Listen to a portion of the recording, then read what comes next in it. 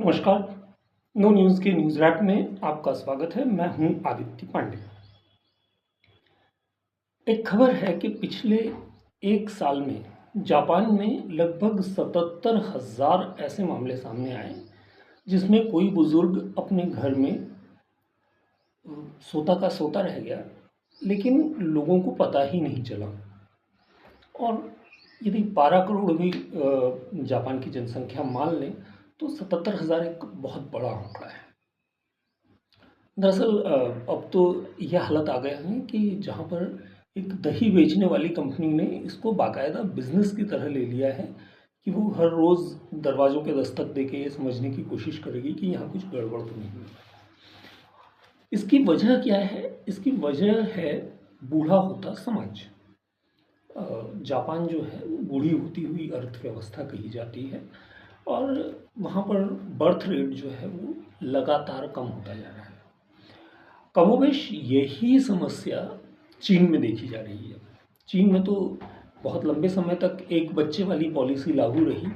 अब यह हालत है कि वहाँ पर 2 बच्चों की छूट है और यदि उससे ज़्यादा कोई मतलब प्रोडक्टिव होना चाहता है तो उसके लिए सरकार अलग व्यवस्थाएं दे रही है। अब आते हैं हम भारत पर। भारत को लेके पिछले दिनों एलन मस्क ने एक चिंता जाहिर की और उन्होंने बताया कि भारत में जो जनसंख्या की वृद्धि दर है वो इतनी तेज़ी से कम हुई है कि चिंता की बात है। अब समझिए कि एक रिप्लेसमेंट रेट होती है जो एक पीढ़ी से दूसरी पीढ़ी तक सारी चीज़ें स्मूथली जाने का जो तरीका होता है उसके लिए मानी जाती है कि 2.1% की यदि जनसंख्या दर है तो ये ठीक मानी जाती है, ये उचित वो है।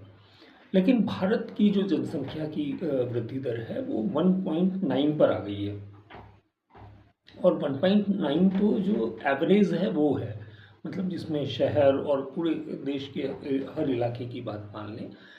लेकिन कुछ जगहों पर तो ये खतरनाक रूप से कम हुई है। मतलब जैसे दिल्ली को देख लें तो दिल्ली में ये जो रेट है ये 1.2 तक आ गया है। तो समझिए कि जहाँ 2.1 को ज़रूरी समझा जाता है वो दर यदि दिल्ली में 1.2 है तो चिंता की बात तो है।